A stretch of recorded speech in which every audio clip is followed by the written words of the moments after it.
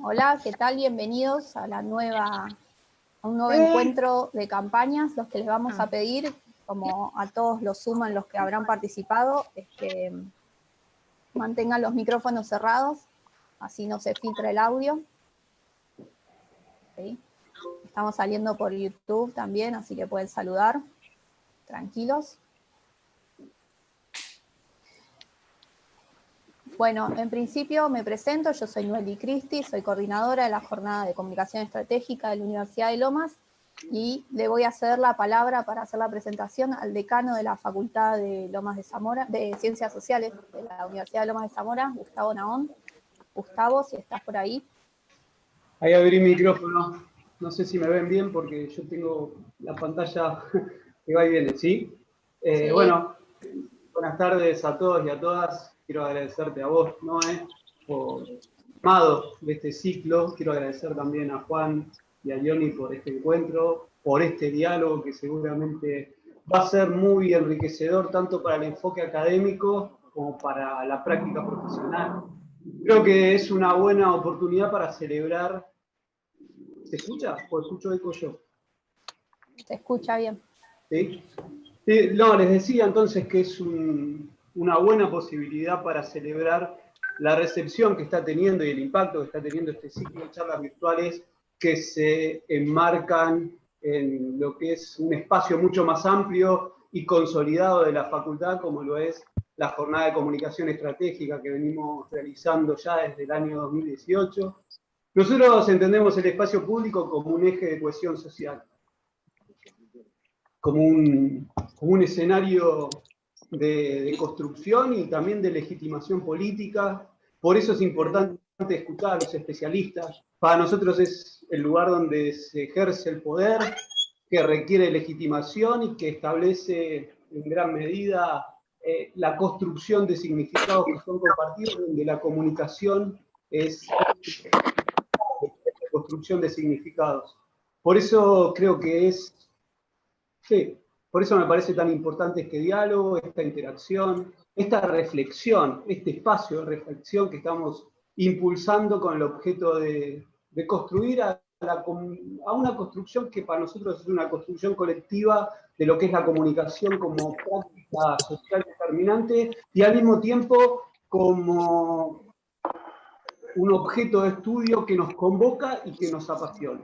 Así que espero que podamos disfrutar de este segundo encuentro. Nuevamente, gracias Tony, gracias Juan y gracias Noé. Bueno, gracias Gustavo. Les repito a los que fueron entrando que mantengan silenciados los micrófonos. Gracias Gustavo por el espacio. No voy a robar mucho tiempo más con presentación porque lo que dijo Gustavo adhiero a cada palabra. Le agradezco a Ioni, que este es el segundo encuentro, ya tuvimos uno hace 15 días, hace 2 semanas, con Jaime Durán Barba, que también lo pueden volver a ver en el canal de YouTube de la Universidad de Lomas, que es UNLZ Oficial. Y bueno, ya para ir comenzando, vamos a presentar a Juan Courel, perdón. Él es consultor, es un consultor joven, pero con una trayectoria muy amplia. La verdad que cuando Ioni propuso hacer este ciclo, creímos que él era uno de los que sí o sí debía estar, porque no solo los años de experiencia que tiene, sino el aprendizaje. Él siempre dice que tuvo a cada paso. Es muy interesante de escuchar, Juan. Yo tuve la oportunidad de hacerlo en varias ocasiones, y bueno, espero que sea para ustedes tan enriquecedor y que lo disfruten tanto como nosotros seguramente lo vamos a disfrutar con las preguntas que Ioni le vaya haciendo. Respecto a las preguntas, las pueden hacer a través del chat, ¿sí? Como hicimos la otra vez, las dejan ahí y después al terminar, tanto Juan, pueden dejar preguntas para Ioni, las van a responder. Así que te cedo la palabra y comenzamos. ¿Comenzamos? Sí, comenzamos. Bueno, no es que se escuchaban algunos ruidos y no había podido. Bueno, muchas Sí, sí. gracias, Noelí. Gracias, Noelí, gracias, Gustavo. Juan, bueno, para mí es un gusto enorme que hayas aceptado esta invitación. Para mí, uno de los consultores más inteligentes e importantes de nuestra joven generación, cada vez menos joven. Un agudo e inteligente tuitero también. También me parece otro aspecto interesante de su perfil. Y bueno, en su corta carrera fue un actor importante en 2 elecciones históricas de nuestro país, la del 2015 y 4 años después en la campaña, bueno, en la 2015 en la campaña de Scioli y 4 años después en la campaña de Alberto Fernández. Y creo que en ese sentido, habiendo estado en las dos, habiendo ganado, habiendo perdido, no solo estuvo en 2 campañas importantísimas, sino que estuvo de los 2 lados de la moneda. Ganó y perdió, y eso creo que le da muchísimo más valor a su joven experiencia. Entonces, Juan, muchísimas gracias por estar acá hoy con nosotros. Y la primera pregunta que te quería hacer es, bueno, cuando vos me mandaste tu bio sobre, digamos, tu pequeña reseña biográfica, me pareció muy interesante, muy bien escrita, muy corta y concisa, y creo que eso podría ser un buen índice para empezar nuestra conversación de hoy. Eh, y por eso quería empezar con, vos empezás diciendo, soy un consultor político. Consultor político es tu primera definición en tu bio. Te pregunto primero, ¿por qué te definís así y qué hace un consultor político hoy en día? En nuestra profesión sería bueno también diferenciar mitos de realidades entre lo que hacemos y lo que la gente cree que hacemos. Y bueno, me parece interesante empezar por ahí. Bien, bueno, primero muchísimas gracias por las palabras, es mucho, por la de todos, ¿no? Gustavo, Noelí, Ioni. En particular de Ioni, además también valoro muchísimo su capacidad como consultor y el insight que tiene, digamos, tiene un método que realmente es muy admirable. Así que más agradecido todavía viniendo de vos. Bueno, ¿por qué consultor político? Sí, es muy consciente. La pregunta me encanta porque hay mucha conciencia en esa autopercepción y esa autodefinición, ¿no? Uno podría decir, digamos, hoy el oficio de consultor, pensado tal vez retrospectivamente, ha variado mucho, ¿no? Digamos, hace 30 años el consultor político tal vez era el clásico, era el tipo que te traía una encuesta, ¿no? Y te sugería unos talking points para hacer a partir de esa encuesta. Y esa era, digamos, básicamente la imagen que se percibía de un consultor. Después eso fue variando. Hoy tal vez se autodefine un consultor un creativo publicitario, o un community manager, o un jefe de prensa, o un publicista en sentido de relacionista público con medios, ¿no? Y todos esos entran en la figura del consultor político y empiezan a tener distintas variaciones. Pero yo lo llevo, creo que lo uso para diferenciarlo de lo que es un asesor, ¿no? Porque el asesor presupone un trabajo interno dentro de un gobierno, dentro de un espacio político, ¿no? El asesoramiento interno. En verdad lo que uno hace es asesoramiento externo. Y uso la palabra consultor porque precisamente eso es lo que uno hace, ¿no? Digamos, es tener distancia del objeto que uno está estudiando, y a pesar de claramente tener una intención parcializada, que es contribuir al proyecto político de determinado espacio, determinado líder o determinado gobierno, lo quiere hacer a una distancia prudencial que le permita abstraerse de las pasiones y abstraerse de las subjetividades que implica estar absorbido por una interna, absorbido por el micromundo, y al mismo tiempo con mayor capacidad de mirar más allá del metro cuadrado del poder, ¿no? Sí. Hay mucho mito en lo que hacemos, sobre todo en el nivel de influencia que tenemos en una campaña o en un gobierno, ¿no?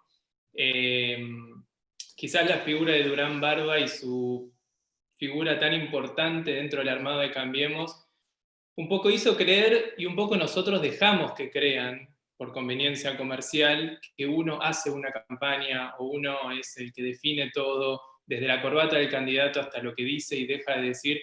¿Cuál es, según tu criterio, el real alcance de nuestra influencia en una campaña o en un gobierno como consultores? Va a depender siempre del candidato, en un caso de una campaña, del gobernante, en el caso de un gobierno, del funcionario, depende, digamos, ¿no?, el tipo de trabajo que uno, a quién esté asesorando, ¿no? Va siempre a depender de eso, ¿no? Eso que hablábamos antes. Una figura como Durán Barba en el peronismo es impensable. Pero no estoy hablando ni mal ni bien de Durán Barba con esa definición. Pero es impensable que haya una construcción discursiva tan homogénea en un espacio tan diverso y amplio, ¿no? Qué sé yo, para no hablar ni siquiera de Cambiemos, sino para hablar del PRO, digamos, el PRO funcionaba en su estructura política de una manera casi como franquicia, ¿no? Digamos, vos adherías a una franquicia y la franquicia te daba un manual de estilo y un manual de uso al que vos ibas a poder usar, y eso claramente, digamos, para tener el poder que tuvo Durán Barba en la construcción de sentido del macrismo, uno en el peronismo tiene que ser presidente de la nación. Porque entonces no existen esos niveles de influencia. Ahora, bueno, va a depender mucho de la capacidad de uno de interpretar cuál es el pensamiento del asesorado, ¿no? Y marcar parámetros. Uno lo que le agrega es un método de análisis de la conversación pública a su criterio de pensamiento político, ¿no? Si un presidente se va a asesorar con su secretario legal y técnico y tal vez con el asesor general de gobierno, bueno, para que las cosas estén de acuerdo a la ley y teniendo en cuenta la jurisprudencia, es bueno que tenga asesores en comunicación que estudien lo que pasa en la conversación pública y aporten su mirada, ¿no? Es básicamente ese trabajo. Después, el rango de intervención puede ser muy amplio. Yo creo que... De hecho, Jaime tuvo problemas para trabajar cuando Perón se transformó en una coalición. Tuvo problemas con los radicales, tuvo problemas con Carrió, digamos, era muy bien respetado, digamos, muy lineal, digamos, el acatamiento a sus... digamos, a lo que él decía, ¿no? a sus lineamientos, pero cuando se transformó en una coalición más amplia, bueno, se le complicó, y eso ya no funcionó tan relojito como funcionaba dentro del PRO. Absolutamente. Y te hago una pregunta, ¿qué separa para vos un buen consultor de un mal consultor? O sea, ¿de qué te querés alejar vos en tu trabajo diario? Primero en la omnipotencia, ¿no? En creer que toda solución política viene a partir del trabajo que hacemos nosotros, ¿no? Nosotros somos una pieza que para mí es necesaria y que en algún punto me gustaría crear una pedagogía al respecto de para qué servimos nosotros, ¿no?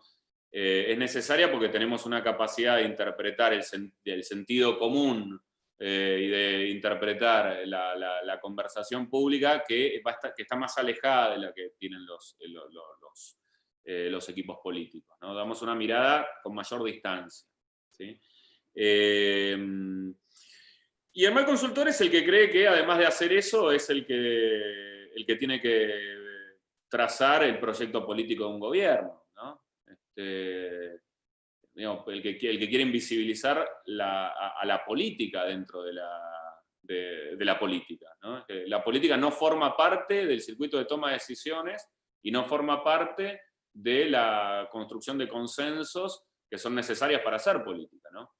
En términos aristotélicos, ¿no? Digamos, la comunicación digamos, si el habla es la condición que nos permite a nosotros ser animales políticos, ¿no? Y si la capacidad de comunicarnos es lo que nos permite a nosotros organizarnos de manera compleja, naturalmente eso tiene dos caras esa moneda, ¿no? Por un lado, que es necesario tener en cuenta que el fenómeno comunicacional es inherente a la actividad política. No se puede hacer política sin comunicación, por lo tanto, pensar la política sin comunicación es imposible. Y entonces uno dice, bueno, entonces profesionaliza tus equipos, convoca gente que conozca sobre esto. Bien, estamos bien. Ahora, eso también está presuponiendo que cualquier líder político es en esencia un comunicador, ¿sí? Y es en esencia alguien que sabe comunicar y que lo que hace tiene un sentido, ¿no? Que nunca hubiera llegado a la posición que tiene si no tuviera la habilidad para relacionarse con otras personas, que básicamente de eso se trata el proceso comunicacional, ¿no? Entonces esa subestimación que suele haber del político, de sus equipos políticos, es algo que le hace mal a la profesión, porque termina en algunos casos pidiéndole más de lo que puede dar, y en otros casos todo lo contrario, termina generando una mala predisposición por parte de equipos políticos o de líderes políticos a trabajar con nosotros. Sí, lo más importante para un político, bueno, lo más importante, pero algo importante que vos mencionás es la capacidad de comunicar para generar consensos que permitan llevar adelante su agenda pública. Y en eso somos necesarios. Y eso un poco responde a mi siguiente pregunta que tenía pensado, porque vos hablás de la necesidad de nuestro laburo, y yo a veces pienso, la necesidad de nuestro cliente seguro, nuestro cliente nos necesita. Ahora, ¿cuán bien le hacemos a la sociedad? Es mi pregunta. A veces, sobre todo para derribar ciertos mitos, más allá de nuestro cliente, a nivel sociedad, ¿cuán bueno crees que es nuestro trabajo? ¿Cuánto le agregamos, si querés, a la cultura democrática de una sociedad? ¿O cuánto confundimos? Claro, perfecto. Y eso va a depender también de cada uno, ¿no? Digamos, o sea, pero que ni siquiera a veces es una decisión ética, sino que también es profesional, ¿no? Uno tendría que medir las teorías de manipulación, ¿no? ¿Qué tanto trabajo, o sea, el estratega político, ¿no? Como figura, como representante de la manipulación, y sí, bueno, ahí estamos hablando de años. Ahora, si el estratega político lo que busca es encontrar cuál es la relación entre oferta y demanda política, ¿no? Y cuáles son los puntos de contacto, y trabaja en acercar, en relacionar a un espacio político, a un proyecto político con los pensamientos que busca representar, la consecuencia va a ser positiva. Después, por supuesto que hay millones de maneras de llevarlo adelante, pero el estratega no es puntualmente el que se dedica a hacer maldades tampoco, ¿no? Yo me acuerdo que durante el gobierno de Macri, cada vez que salía alguna operación de call center, de trolls o lo que sea, defendiendo al gobierno o atacando a la oposición, todas las mentes cargaban o sea, todas las palabras cargaban en contra de Durán Barba, ¿no? Como si fuera Durán Barba el que tuviera en su oficinita chiquita gente, digamos, trabajando en información negativa. No es a lo que se dedicaba Durán Barba, no sé qué habrá hablado con ustedes el otro día, pero sin duda no era lo que se dedicaba Durán Barba a eso. Entonces, bueno, si uno piensa que la consultoría política es el tipo que se dedica a construir fake news, bueno, sí, qué sé yo, eso no le hace bien a la democracia, ¿no?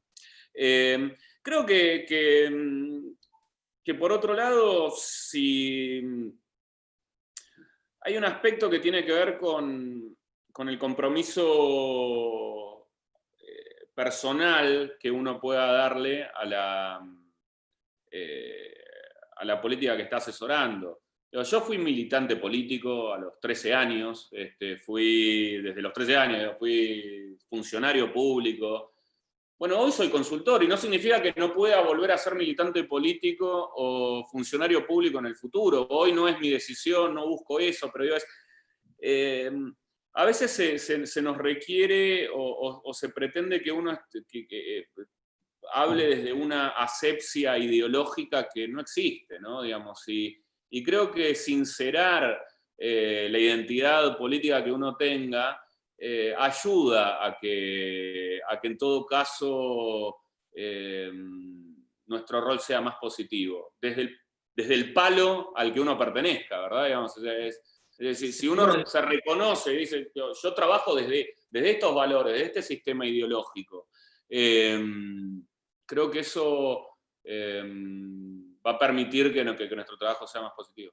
¿Y cómo concilias esa idea totalmente válida de, digamos, de blanquear los pilares ideológicos en los que uno se mueve para trabajar con un cliente que probablemente lo coincida en ellos, con la distancia que hablaste hace un ratito que tiene que tener el consultor del trabajo del cliente? No a veces puede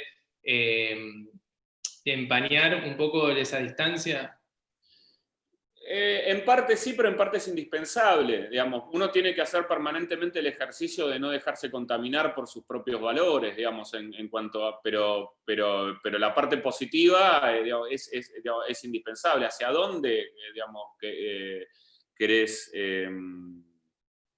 construir una narrativa de gobierno? ¿Querés construir una narrativa política? ¿Cuánto crees en la política como instrumento de representación, de organización? ¿Cuánto crees en los partidos como instrumento de representación? Todas esas cosas van a filtrar el trabajo que uno haga.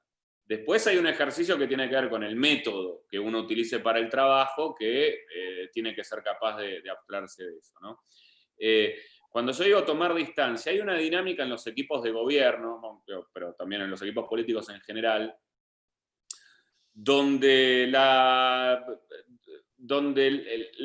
el debate estratégico tiene más que ver con el posicionamiento personal dentro de un equipo determinado que de lo que uno realmente piense, ¿no?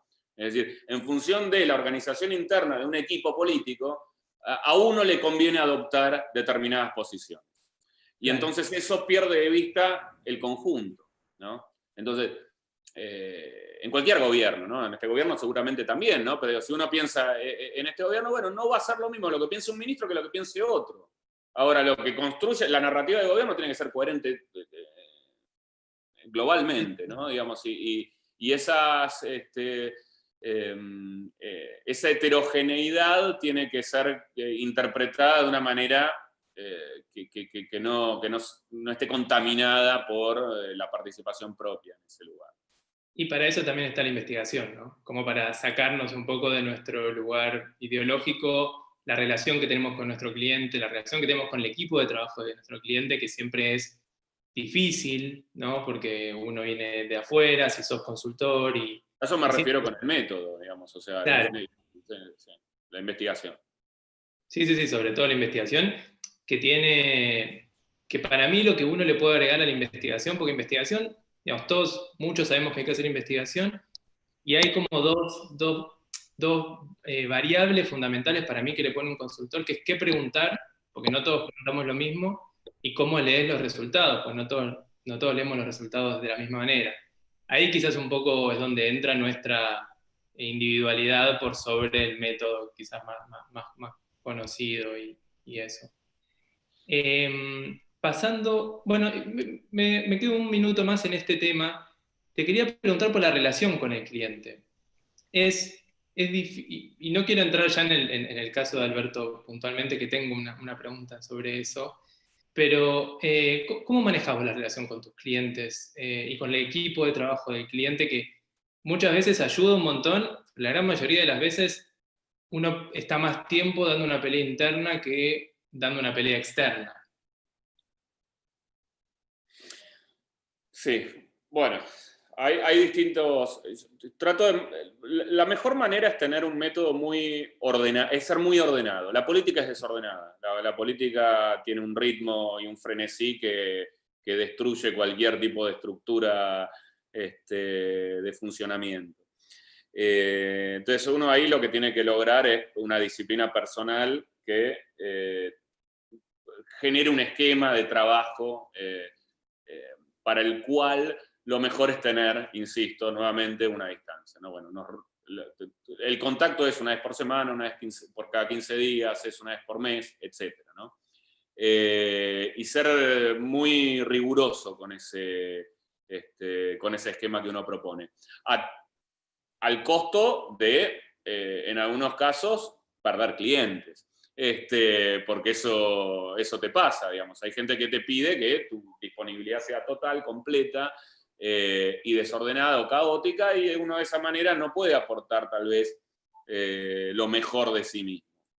Naturalmente, uno a medida que pasan los años y va desarrollándose profesionalmente, tiene más fortaleza para plantear esos límites, ¿no? Y también depende, en muchos casos, de la dimensión del proyecto que uno haga. En una campaña presidencial, por ejemplo, el acompañamiento que uno tiene que hacer es bastante absorbente, ¿no? En particular, digamos, por ejemplo, el año pasado yo formé parte del equipo interno de la campaña. Ya tuve que suspender cualquier otro tipo de trabajo para involucrarme en eso. Después, eso no significa que uno no pueda colaborar en una campaña presidencial con mayor distancia.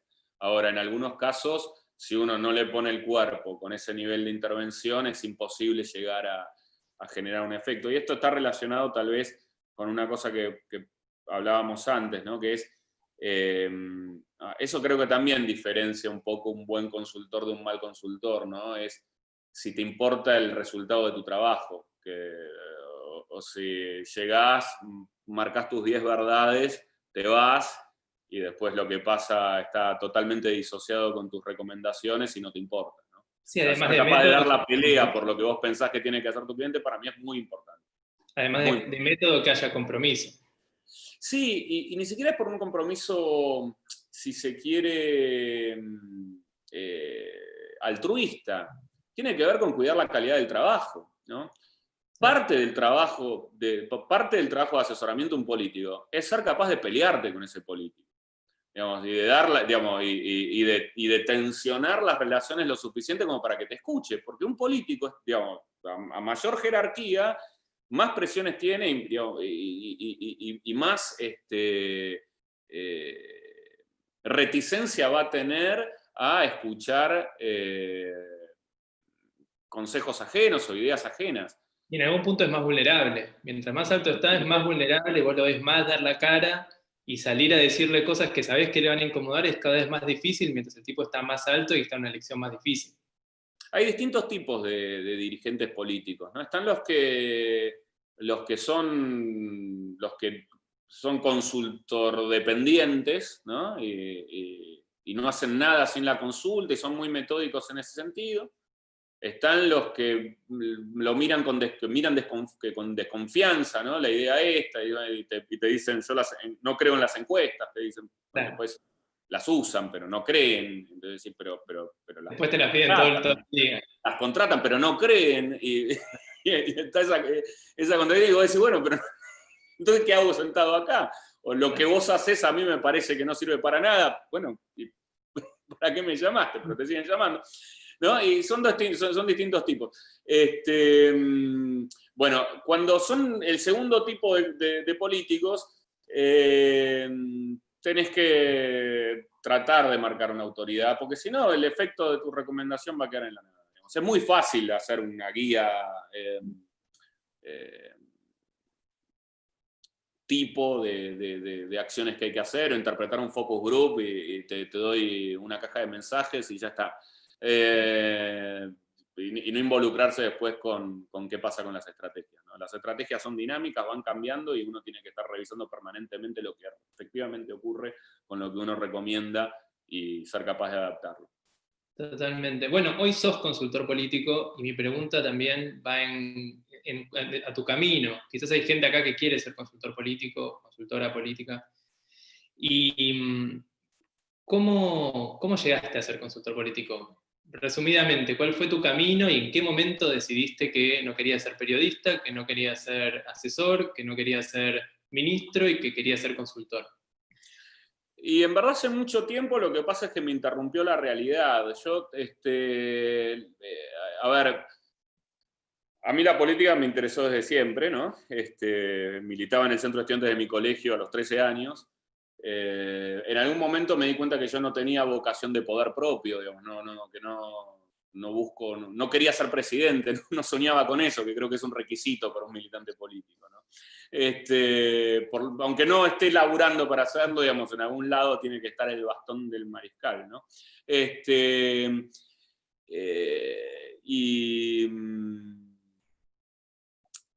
Y desde muy chico, bueno, en mi casa tuve la suerte de que mi padrastro fue Manuel Mora y Araujo, uno de los padres de la consultoría política en Latinoamérica, con lo que siempre tuve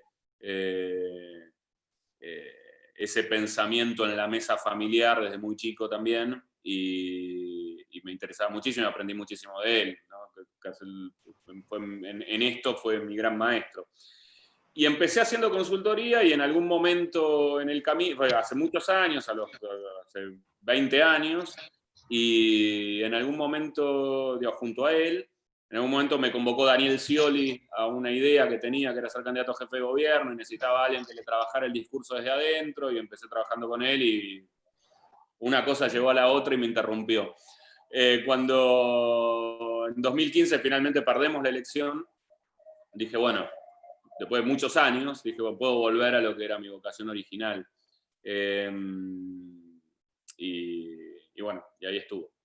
Y ahí estuviste. Y bueno, es irónico, bueno, irónico no, pero gracioso que tengas el mismo maestro que Jaime Durán, que también lo mencionó a Manuel Mora y Araujo como su maestro, y el que lo llevó también para este lado de la política. Sí, le dedicó, creo que uno de los libros, creo que El arte de ganar elecciones se lo dedica a Manolo. Sí. Es interesante. Bueno, y mencionaste el discurso que Scioli te trajo para alguien que sepa de discurso, y vos ponés en tu bio también que me mandaste que sos especialista, no quiero usar experto porque se manipula mucho, especialista, o que te gusta escribir discursos y estrategia. ¿Qué te gusta de los discursos?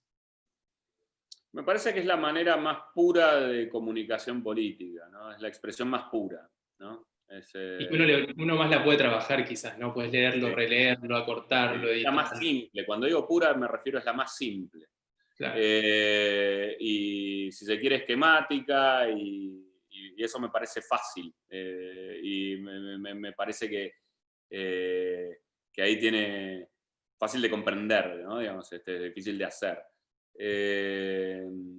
Pero me parece que yo cuando organizo equipos de campaña o equipos de comunicación, siempre refuerzo la idea de fortalecer el área de discurso, ¿no? Me parece que desde ahí es donde mejor se puede pensar una estrategia que después pueda ser 360 y que aborde todas las demás expresiones, ¿no? Pero cuando muchas veces se propone, ¿no?, que el jefe de comunicación de un determinado área sea, qué sé yo, un jefe de prensa, yo suelo decir, no, ¿por qué no ponen un especialista en discurso? Discúlpenme los que hagan relaciones con los medios, no es que no lo puedan hacer, lo pueden hacer, pero a mí me parece muy interesante que desde la idea de cómo que la comunicación emerja del pensamiento político, y no de las relaciones, o no desde la creatividad, o no desde otro lado, sino que sea el pensamiento político el que determine cómo tengo que establecer mi relación con la gente. También el discurso es un poco el núcleo, ¿no? Un discurso puede salir en los posteos de las redes, de un discurso puede salir un spot. De hecho, muchos de los grandes spots en la historia de la comunicación política son un discurso con imágenes arriba. Del discurso puede salir una gacetilla de prensa. Digamos, el discurso puede ser un poco también tomado como un núcleo del que se pueden ramificar cualquiera de las otras outputs que tiene el trabajo de comunicación. Totalmente. ¿Hay algún discurso? Ordena las ideas, ¿no? Es así. Exacto. ¿Hay algún discurso que recuerdes de algún político que te haya gustado mucho? Y muchos, ¿no? De acá, bueno, el cierre de campaña de Alfonsín, la asunción de Kirchner, de 2003. Estoy pensando de acá ahora uno más que me parezca que sea muy interesante. Bueno, de Perón hay 10 millones, ¿no? Pero lo que hace son leídos, es diferente, digamos, otro tono. Es una linda pieza, a pesar de que no estoy para nada cerca de su pensamiento político, pero el primer discurso de Menem, cuando asume, también me parece una gran pieza retórica. De afuera, bueno, qué sé yo, los clásicos, ¿no? El inaugural de Kennedy, el Yes We Can, el Sí se puede original de Obama, cuando arranca la campaña del 2008. El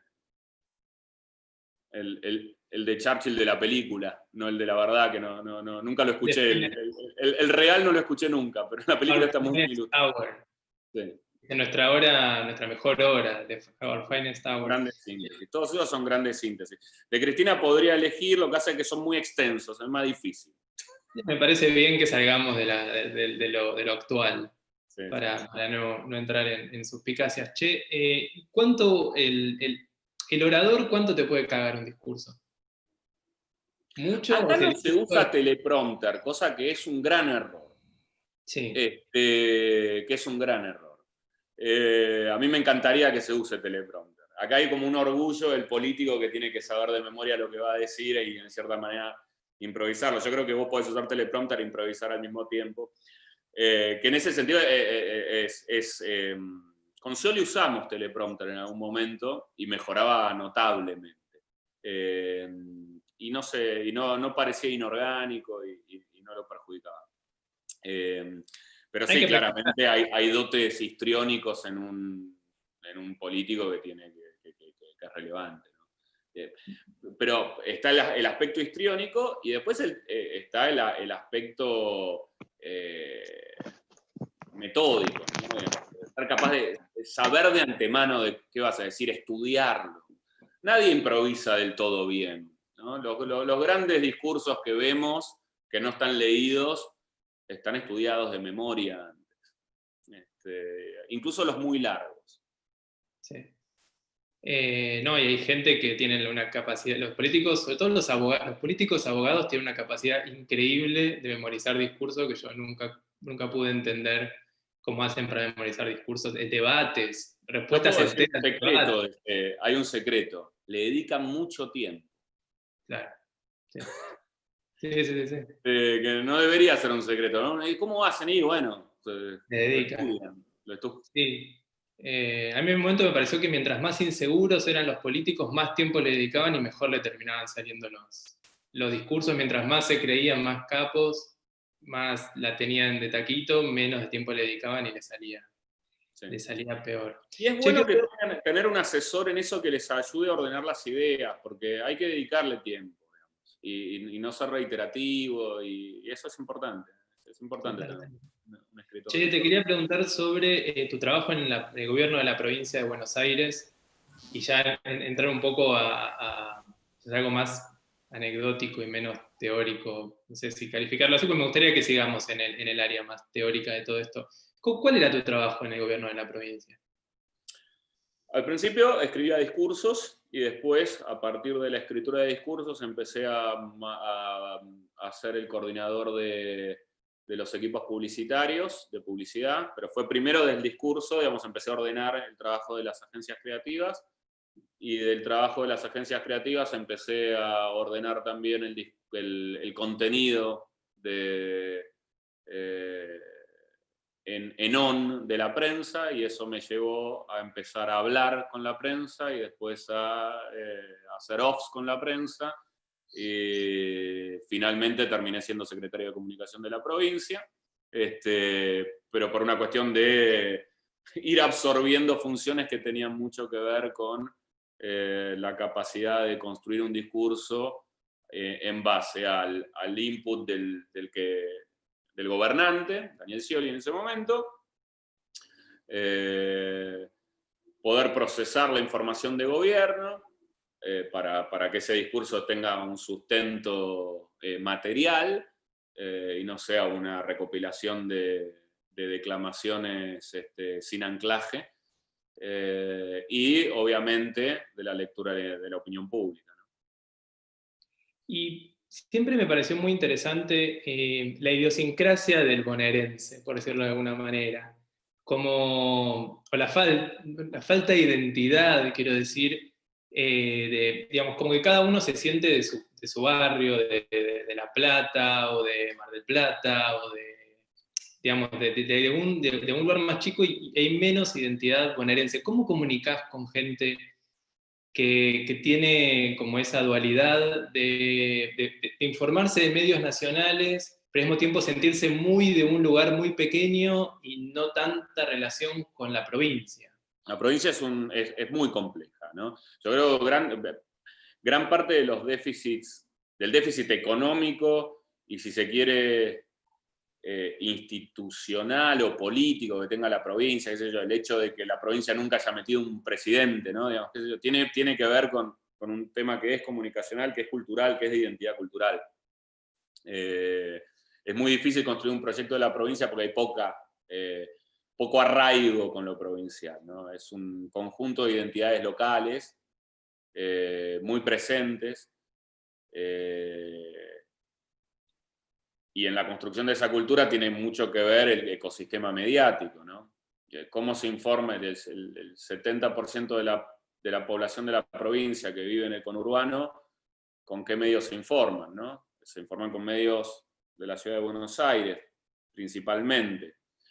Y al mismo tiempo desconocen tal vez lo que pasa en el municipio al lado, ¿no? No digo que al habitante de Vicente López no le importa lo que pasa en Junín, tampoco le importa lo que pasa en José Cepaz, o no le importa, no hay un registro vivencial de eso, ni tampoco se informa, no se entera.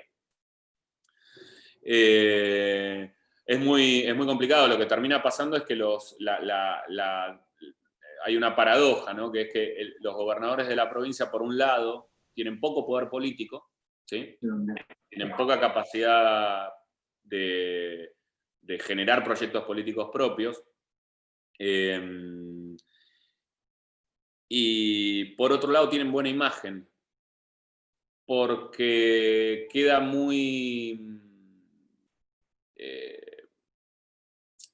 muy inespecífica para la opinión pública cuál es la responsabilidad del gobernador. Entonces muchas veces las culpas, ¿sí?, son distribuidas entre los intendentes y los presidentes, ¿sí? También los aciertos, entonces son imágenes más difusas, menos sólidas. Y es complejo. Gobernar la provincia de Buenos Aires a mí me parece bastante más complejo que gobernar el país, ¿no? En cuanto a los recursos con los que se tienen, y bueno, y comunicarlo también, ¿no? Es muy difícil que los programas provinciales se conozcan universalmente, que se gestionen universalmente. Es muy difícil relevar qué es lo que está pasando en públicos muy fragmentados, como los que hay en la provincia.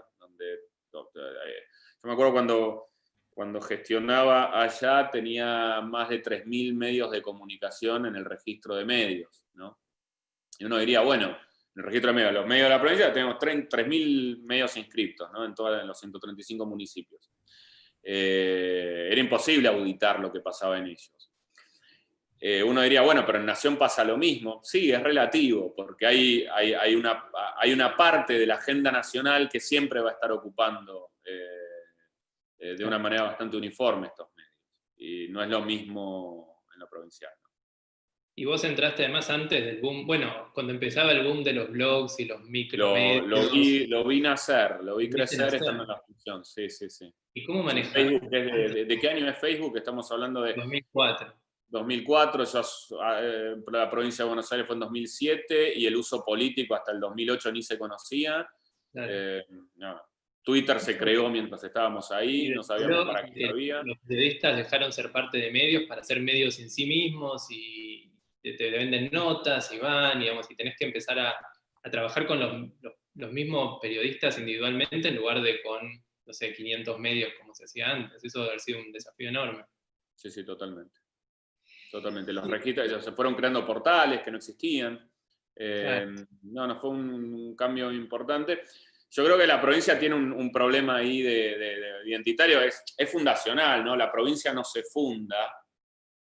Se funda la ciudad de Buenos Aires, y había un territorio alrededor que en un momento se la sacan a la ciudad de Buenos Aires, y dice, bueno, esto se federaliza, se crea una ciudad que busca, desde lo fundacional, ser la referencia cultural, entonces se arma la universidad y se invierte en un montón de proyectos, si se quiere, muy ambiciosos para La Plata, pero por su cercanía a la ciudad nunca llega a ser un polo, a la ciudad de Buenos Aires nunca termina de ser un polo absolutamente abstraído de lo que pasa acá, y bueno, entonces no logra ser una referencia para toda la provincia, no es el centro del conurbano La Plata, el centro del conurbano es Capital. Nada, ahí están los proyectos de regionalización, de división, etcétera, que tienen algún sentido bastante claro y que tiene que ver con esto. ¿Algún consejo que le puedas dar a alguien que maneja prensa acá para tratar con los medios desde el lugar, no desde el lugar del candidato o del gobernante, sino desde el que maneja la relación o la vocería con la prensa? Algo así que digas, esto es lo que para mí es lo más importante. Atenderlos a todos, dedicarles mucho tiempo. Hay una vieja tesis respecto de la relación con los medios que es, hay tres maneras de relacionarse con un periodista. Una es la información, otra es la relación personal y la tercera es la plata. Con una de las tres no alcanza, tiene que haber dos. No hacen falta las tres, hacen falta dos de las tres. Con una sola no se gestiona bien. Así que como no es bueno comprar opiniones, vamos a decir que lo clave es atenderlos, es dedicarle mucho tiempo a hablar con todos, y mucho tiempo es mucho tiempo, y tener información para darle. Claro. Bueno, y eso es importantísimo. Gracias por compartir eso. Entremos de ahí a la campaña de Scioli, ¿no? Es una campaña muy larga. Scioli, eso completamente opuesto a la de Alberto, por ejemplo, que fue una campaña muy corta. Scioli era presidente 2 años antes de la elección. Me hacía acordar mucho lo que pasó con Peña Nieto en México, que era un tipo que era presidente años antes de ser presidente. Scioli, me acuerdo cuando Macri, bueno, todavía estaba ahí inventando algo. Bueno, Scioli era, digamos, todos daban por sentado que iba a ser presidente 2 años antes de las elecciones. Quiero saber, quizás para resumir, porque no sabría bien cómo preguntarte para sacarte toda tu experiencia en esta campaña, que me digas cuál es. Bueno, pues además fue una campaña que perdió, y las campañas que pierden en general uno se olvida de los aciertos, ¿no? Es como, bueno, no, las que pierden no pasa nada, y Macri hizo todo bien, Scioli hizo todo mal. ¿Cuáles crees que fueron los aciertos? ¿Qué fue lo mejor que pasó en esa campaña que uno podría aprender para siguientes campañas? Me cuesta mucho. ¿No? Porque fue una campaña, sinceramente lo digo y lo dije en su momento, digamos, o sea, fue una mala campaña. ¿Qué es una campaña electoral? ¿No? A las campañas yo las defino como la traducción creativa y operativa de armados políticos previos que se dan en un escenario que no controlamos. Es decir, la campaña no crea no crea la política, no crea la oferta política y no soluciona lo que se está proponiendo. Si uno tiene que repasar qué funcionó mal, perdón, voy a tratar de contestar qué funcionó bien. Si uno tiene que tratar de pensar qué estuvo mal, qué falló en la campaña de Scioli, que tenía mejor imagen que Macri, que en algún momento que arrancó con mejor imagen, con mayor intención de voto que Macri, que ganó o salió primero en tanto en las primarias como en octubre, que expresaba el peronismo y que sin embargo no pudo ganar. Bueno, multicausal como todo, ¿no? Podríamos decir. La candidatura de Aníbal Fernández en la provincia de Buenos Aires. Algunos dirían que si Cristina, las cadenas nacionales lo favorecieron o no lo favorecieron, si la creatividad publicitaria era buena o mala, si se invirtió en redes sociales o no se invirtió en redes sociales, si tenía que alejarse más de Cristina, algunos dicen que tenía que alejarse más de Cristina en su propuesta, otros decían por el contrario que se tenía que pegar más. Bueno, y podríamos estar horas y horas, y yo le dedico horas y horas a discutir de eso con un montón de gente, y me encanta, pero bueno, no vamos a tener tiempo ahora.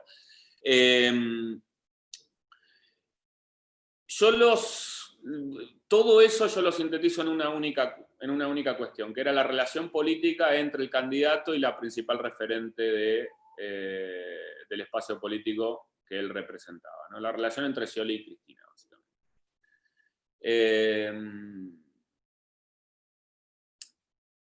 Yo coordinaba el equipo de comunicación de Scioli y no tuve casi ningún contacto con los equipos de comunicación del gobierno del cual éramos candidatos. No necesité tenerlo, cosa que es un problema, digamos. Entonces, no había una coordinación de ese trabajo, no por lo menos en términos operativos. Lo que está diciendo que si existía algún tipo de coordinación estratégica por encima, eso no se bajaba a la realidad.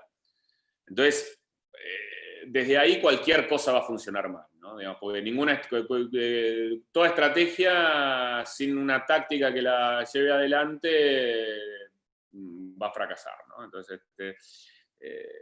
por eso desde ahí me resulta muy difícil determinar qué es lo que anduvo bien, porque al no haber coordinación, bueno, si la oferta política no logra ordenarse políticamente para salir con un mensaje o salir a persuadir de determinado lugar, vos podías decir, bueno, nuestra estrategia es A, pero después en la técnica pasaba B, C, D, E, F, todas cosas diferentes. Ahora bien, eso cambió de octubre a noviembre, ¿sí? Tanto en la campaña de las primarias como en las de octubre, y estoy tratando de ser muy sintético porque es para largo, ¿no? La estrategia buscó que Scioli expresara tanto cambio como continuidad, ¿no? Que él fuera un kirchnerismo con matices, entonces era... todas las construcciones retóricas buscaban eludir algunas definiciones, ¿no? Entonces, eludir el contraste con Macri para no irritar al votante del medio, pero al mismo tiempo eludir el contraste con Cristina para no irritar al votante kirchnerista. Entonces era una estrategia bastante ambigua. Era poco claro qué era lo que proponía, ¿no? El eslogan en la primera etapa era Scioli para la victoria, había estado pensado para ganar una interna a Florencio Randazzo, ¿no? Que finalmente no existió. El eslogan de la segunda etapa fue desarrollo. Scioli presidente, el desarrollo es construir a partir de lo construido. Una construcción muy compleja, muy difícil de entender, y era de esa manera porque lo que buscaba era precisamente no decir demasiado, entonces se buscó sostener la inercia, y la inercia claramente no lo favorecía. En eso hubo una mala lectura de las encuestas, porque las encuestas mostraban que no se ganaba en primera vuelta, y a pesar de eso se apostó por no mover demasiado el tablero. Y en noviembre lo que pasó, hay mucha gente que dice, bueno, en noviembre Scioli con la campaña del miedo, que es verdad que fue una campaña del miedo, no fue una campaña sucia, fue una campaña negativa de contraste, una campaña que buscaba decir, está bien, entendemos que hay gente que está desilusionada con el gobierno actual, pero Macri representa esto que es muy diferente a lo que represento yo, ¿no? Entonces, con Macri se arriesgan todas estas situaciones, de eso se trató. Algunos la critican desde el propio peronismo y dicen, no, ahí Scioli se equivoca porque quedó demasiado pegada a Cristina. Y eso era lo que no tenía que hacer. Bueno, yo no creo eso. Yo creo que era exactamente lo que tenía que hacer, porque el candidato oficialista no es un buen candidato opositor. Si vos querés ser opositor, andá por otro lado. Si vos querés ser oficialista, asumite como tal y aclará las opciones con la mayor contundencia posible. Y eso es lo que hizo Scioli en noviembre, y en ese momento la política se ordenó detrás del mensaje y fluyó mejor. No alcanzó, pero nosotros arrancamos la campaña de noviembre midiendo entre 15 y 20 puntos abajo de Macri y terminó a 3. Tengo varias preguntas de todo lo que dijiste, pero me gustaría enfocarme en el final. Esa segunda vuelta, donde se vio lo mejor de la campaña, probablemente. Y te quería preguntar, ¿por qué crees que en ese contraste, en ese momento de tanta, si querés, adrenalina o competencia electoral, sentimos que se vio el mejor Scioli? Como que Scioli se tomó forma y se corporizó en un candidato. Porque fue el momento donde acumuló poder. Yo creo que fue el momento donde él por primera vez acumula la suficiente cantidad de poder político como para poder moverse con fortaleza, ¿no? Hasta ese momento, el tironeo que tenía entre muchos gobernadores del peronismo, antikirchneristas, que digamos, formaban parte o eran socios políticos del gobierno, pero querían terminar con el kirchnerismo, muchos de ellos al día siguiente de que termina el gobierno de Cristina se vuelven antikirchneristas cuando lo habían ocultado, lo tironeaban por un lado y por el otro él sentía la necesidad de representar al gobierno que lo estaba acompañando como candidato, ¿no? Que lo estaba proyectando como candidato. Hasta que él no toma una decisión en ese sentido, y cuando digo él no lo estoy centrando en Daniel, le estoy diciendo de esas trabas formaba gran parte de la política argentina, digamos. Uno mismo decía cómo sortea esta trampa de quedar bien con los dos lados, ¿no? Pero bueno, hasta que él no toma una definición, decía, bueno, no, mi línea es esta y me tendré que pelear con quien me tenga que pelear. Hasta ese momento su mensaje no fue claro. Su mensaje no fue claro. Y del otro lado el mensaje era muy claro, cambiemos, ¿no? Era muy sencillo, un cambio. Y eso volvemos a las relaciones internas de la campaña. Al final quizás lo que más le quitó peso político a Scioli no fue Macri, no fue Durán Barba, quizás no fueron toda esa maquinaria, sino fue el equipo interno, me refiero al equipo político, el equipo ampliado, que no estaba unido, quizás dos centros de campaña, dos campañas paralelas que no tenían relación. Entonces a veces ese trabajo interno que uno tiene que hacer, o el candidato tiene que hacer, o se tiene que hacer, termina siendo igual o más importante que el trabajo externo. Es el trabajo político, básicamente, ¿no? Es la capacidad de conducción política. Vas a armar una campaña electoral, primero tenés que tener muy en claro cómo se toman las decisiones, ¿no? Y quiénes forman parte de la discusión de las decisiones y quiénes no forman parte de la discusión de las decisiones. Hay mucha gente muy talentosa, muy inteligente, con mucho poder, que capaz tienen pergaminos suficientes para sentarse en la mesa de arena donde se planifica la estrategia de una campaña.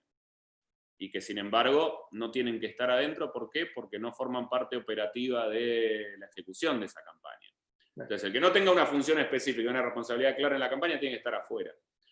En esa campaña no quedó difuso el rol del jefe de campaña. Era Alberto Pérez, pero al mismo tiempo había 3 o 4 actores, entre ellos yo, que teníamos que reportar directamente al candidato. Y por otro lado había una realidad que pasaba en la Casa Rosada, de la cual uno era totalmente ajeno. Y eso se vio muy diferente en la campaña del año pasado. Uno diría, qué sé yo, Alberto en la campaña de 2019 dijo cosas, hizo críticas muy, formuló críticas muy fuertes sobre Cristina, pero nadie se acuerda de eso. ¿Por qué? Porque la relación política era buena. Digo, no me refiero a que en el pasado, durante la campaña, Alberto decía, muy suelto de cuerpo, sí, yo me peleé con Cristina, tengo muchas diferencias con Cristina, y enumeraba distintas cuestiones con las que él estaba en desacuerdo con Cristina, y lo hacía con la tranquilidad probablemente de conciencia de que sabía cómo era su relación política con Cristina y que no iba a estar amenazada por eso. Con Scioli no ocurría lo mismo. Había algo ahí que no fluía, ¿no? Entonces era muy, digamos, en esa relación que era ambigua era muy difícil.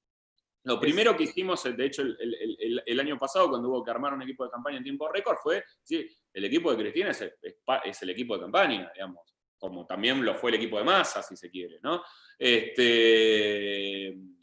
Con distintas jerarquías por el volumen electoral o el volumen político de cada uno de los tipos, ¿no? Pero lo primero fue unificar equipos de campaña.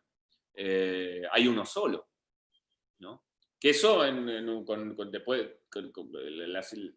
con la estructura partidaria argentina, ¿no? La endeblez institucional de los partidos en Argentina, es algo a lo que hay que prestarle particular atención. No es el Partido Demócrata y el Republicano, ¿no? Estamos hablando de frentes electorales armados entre gallos y medianoches, con alianzas capaz inesperadas entre gente que no se conoce. Y bueno. Es increíble cómo cuando vos planteás así el problema de la campaña del 2015, o sea, tan claro, y uno dice, y la solución a eso es un candidato como Alberto. Digamos, como que decanta muy claramente que esos problemas de la relación con Cristina, tanto a la interna como a la externa, de alguien que pueda agregarle candidatos nuevos al kirchnerismo, que pueda ampliar la base electoral, pero al mismo tiempo no se pelee con los candidatos más duros, kirchneristas, bueno, alguien que pueda generar tantos consensos como Alberto pareciera la respuesta. Y quizás en el momento que a mí y a mucha gente nos sorprendió tanto la decisión, bueno, viéndolo en la narrativa que vos me estás contando, tiene mucho sentido. Cristina, vieron que en el libro describía, decía, bueno, yo debería haber ido en la lista con el Scioli. Me pregunto si no debería haber ido en la lista. Que muchos dicen, bueno, ahí estaba anticipando cuál iba a ser su movida. Yo creo que, bueno, ahí hay una gran habilidad de ella de haber notado, yo creo que ella se da cuenta de que en 2015 hubo un tema que tenía que ver con el rol político, ¿no? Digamos, que en este caso no ocurrió. Y por parte digamos, independientemente de la figura de Alberto, ¿no? Hay una cuestión que tiene que ver con la frase que se repetía desde el 2016 para acá, ¿no? Que era que Cristina sola no puede, pero sin Cristina es imposible. Hay muchos que la parte de sin Cristina no se puede no la veían dentro de la oposición, ¿no? Y es asombroso, ¿no? Porque no había ningún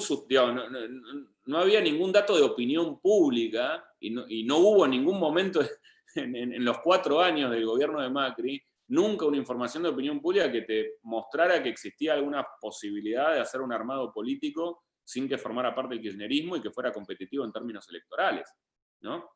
Y sin embargo se empecinaban por intentarlo. Bueno, está bien, me parece bien que si políticamente no se sentían representados por eso, lo intentaran, pero era claramente inviable en términos electorales eso. Y al mismo tiempo, bueno, Cristina logró entender algo.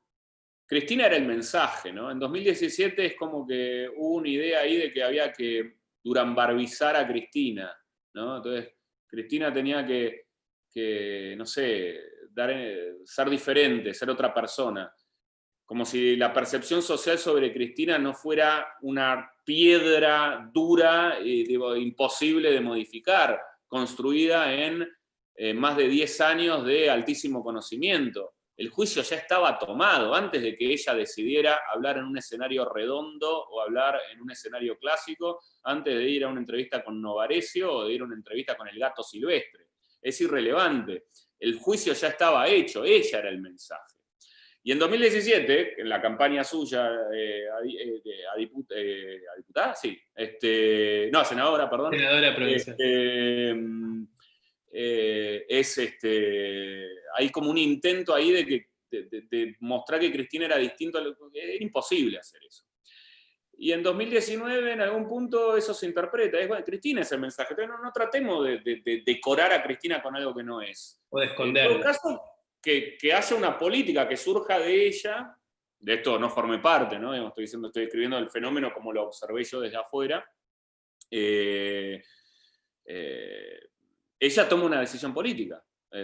Y lo que ordena la oferta electoral y que lo que termina rompiendo con la inercia de la guerra de trincheras discursiva que había caracterizado la política argentina durante 4 años, es una decisión de índole netamente política, vamos a armar un frente electoral con determinadas características. Y para esa función era ideal Alberto Fernández. Yo en ese momento trabajaba para que esa función la ocupara Felipe Solá, le estaba asesorando a Felipe.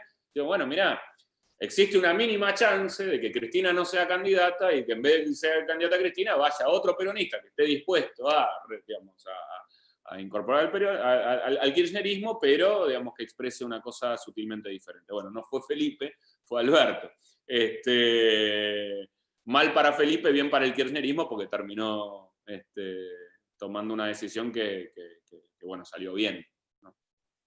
Sí, y de ahí un poco, ¿cómo empezaste a trabajar con Alberto? Por Felipe. ¿Ya lo conocías? Yo estaba trabajando, no, yo trabajaba con Felipe Solá. En esto estábamos tratando de posicionarlo como candidato, como precandidato dentro del peronismo, ¿no? Mis conversaciones con él habían empezado en 2017, precisamente él estaba todavía en el Frente Político de Massa, y yo ahí lo que sostenía era cuidado con mostrarse más antikirchneristas que opositores, porque para ahí no va la cosa, digamos. O sea, vos tenés que entender cuáles son los clivajes sociales, y el clivaje no está yendo, digamos, no te permite, no hace viable una tercera opción. Y eso fue lo que en un momento lo alejó a Felipe de Massa, ¿no? Y Felipe dice, bueno, no, listo, basta, me cansé de tratar de armar una tercera alternativa, que eso no es posible, voy a tratar de armar una alternativa que aglutine. Y eso es lo que empezó a trabajar. Él, por un lado, Alberto lo estaba haciendo de otra manera por el otro. Cuando finalmente Cristina anuncia la candidatura de Alberto, Felipe lo llama muy generosamente a Alberto, muy generosamente conmigo, y lo llama a Alberto y le dice, che, recibilo a Courel, tiene algunas ideas para llevar. No más complejo que eso. Hablé por primera vez por WhatsApp con Alberto el 25 de mayo del año pasado, una semana después del 18, que había sido el video de Cristina. Y tuviste muy poquito tiempo para armar un equipo de campaña, un equipo de comunicación, porque las elecciones fueron, recordame. Las elecciones fueron el 11 de agosto, la campaña empezó en junio. Tuviste 2 meses y medio. Sí, la realidad es que fue clave el rol del equipo de Cristina, que ya venía trabajando una campaña en términos operativos. Lo que hubo que hacer fue reorientar el mensaje, ¿no? Reorientar el mensaje, es decir, si la oferta política ellos estaban trabajando en una campaña, en una eventual campaña de Cristina, ¿no? Sí. Por las dudas, según me dijeron, ¿no? Y bueno, por las dudas tenemos que tener algo, porque no sabía. Y cuando cambia eso, bueno, la oferta política era otra, cuando ya no era Cristina, ¿no? Entonces el mensaje era otro. Si no es Cristina, el mensaje tiene que ser otro también. Y ahí lo que se buscó es construir un mensaje muy amplio, que fuera capaz de interpelar más gente. Entonces definimos primero, claramente, esta es una coalición política opositora, que se define a sí mismo en contraste con un gobierno. Vamos a definir cuáles son los términos de ese contraste, con qué queremos contrastar, y eso tenía que ver con quiénes forman parte de este frente electoral. Contrastamos con muchísimas cosas con Macri, tenemos diferencias con muchísimas cosas con Macri. Ahora, que no tenemos tantas cosas que nos unan, ¿no? Entonces, ¿cuáles son los puntos de acuerdo entre los espacios políticos que forman parte de esta coalición, que están en contraste con Macri, y que podemos jerarquizar a la hora de expresar las diferencias, ¿no? Y bueno, básicamente ahí sale una fórmula que era contraste económico prospectivo, no descriptivo, es decir, un contraste económico que no se basara en la descripción de la realidad, porque teníamos 60-70% de acuerdo con que la economía era mala, incluso en votantes de Juntos por el Cambio, pero eso no alcanzaba, ¿no? Porque en el votante indeciso, en el público objetivo, lo que encontrábamos es que había mucha apatía y desesperanza. Entonces, cuando vos le decías qué mal que está todo, lo que generaba era como una idea de bueno, esto no tiene salida. Entonces lo que tratamos de hacer es hacer un contraste diciendo, no es que solamente estás mal ahora, digamos, el futuro no es lo mismo con uno que con otro. Entonces toda la construcción retórica buscaba plantear el contraste económico hacia el futuro. Y ahí quizás estaban las dos claves, ¿no? El contraste económico prospectivo con Macri, o sea, propositivo y no solamente descriptivo. Por un momento hubo como una caravana de políticos en televisión describiendo lo mal que estábamos, y era un poco, bueno, sí, ya sé que estamos, digamos, no hace falta que me lo cuentes, no necesito poner la tele para enterarme, sobre todo de vos, sé lo que me pasa, somos todos parte de esto. Bueno, nadie decía nada nuevo. Creo que algo buenísimo que trajo esa campaña fue eso, la descripción, pero desde la proposición, desde proponer cosas nuevas, prospectivamente, como decís vos, y por otro lado, no ocultar a Cristina. Cristina está acá, es parte de esto, no es la candidata, no va a ser la vocera, no es la... No quiere decir líder, porque en el peronismo se malentiende, pero dentro de la campaña no es la líder de esto, sino que es el candidato, pero está acá. Sí, es inmediatamente lo primero era no tratar de esconderla, ¿no? Digamos, porque cualquier intento de esconderla, primero que no tenía ningún sentido, pero bueno, muchos deliraban con la idea de, no, bueno, pero Cristina tiene mucha resistencia, sí, es verdad, es una figura que polariza. Entonces ahí a muchos los hace tener miedo de su figura y dicen, no, bueno, entonces tapala. Era imposible tapar a Cristina, digamos. No hubiera sido posible. No era ni necesario ni era viable. Con lo que, nada, formó parte por completo. En ese sentido, la verdad que, y todo esto, ¿no? Uno pensaba una estrategia que iba a ser el brief para los equipos creativos y que servía para construir cajas de mensaje, que servía para bajarle línea a los distintos actores políticos que acompañaban la candidatura, ¿no? Y eso salía tal vez del laboratorio. Pero en paralelo al laboratorio, y bastante disociado del laboratorio en cuanto al método de trabajo, estaba el discurso de Alberto, que iba claramente en la misma sintonía. Pero no es que Alberto agarraba y decía, che, juntémonos a ver qué digo. No, Alberto hablaba y tiene una forma de trabajo donde él no va en busca del asesoramiento. Él sabe lo que quiere, tiene su manera de trabajar, descree bastante de todo esto que hacemos nosotros. Y la verdad es que había una sintonía, digamos. Y básicamente a lo que voy es que había coherencia política, o sea, el mensaje reflejaba una construcción política, el candidato estaba comprometido con esa construcción, había sido autor de esa construcción política. Entonces, eso permitía que fluyera de una manera muy natural. Y respecto de Cristina, Alberto, y al día de hoy lo sigue planteando bastante bien, ¿no? Digamos, cada vez que le dicen, bueno, ¿quién gobierna Cristina? Él dice, Cristina gobernó 8 años en la Argentina, es una referente política, digamos, con un nivel con un peso descomunal. Es mi vicepresidenta, ¿cómo no va a formar parte de mi matriz de análisis a la hora de tomar decisiones como presidente? Digamos, ¿cómo estaría gobernando yo, dice él, ¿no? Si no tuviera en cuenta la opinión de uno de mis respaldos políticos más importantes? Y él lo naturaliza. Y al naturalizarlo, le quita muchísimo peso a la idea a la chicana de quién gobierna Cristina o él, ¿no? Como en la campaña misma, en la campaña hubo distintos intentos de parte del macrismo de enmarcar la discusión en respecto de Cristina Oel. Al naturalizar a Cristina, esa discusión perdía fuerza, porque Alberto decía, pero Cristina es mi amiga, la quiero, fue 8 años presidente, para mí es un lujo que sea mi vice. Hablaba de ella, no necesitaba, no había una mistificación del tema. Al naturalizarlo se hizo mucho más sencillo ese tema. ¿Te sorprendió el resultado de las PASO? Sí, me sorprendió. Esperábamos llegar me sorprendió el 32 de ellos. El 48 nuestro también, pero en el sentido de que era nuestro objetivo para octubre. Es como yo me imaginaba como un crecimiento más gradual.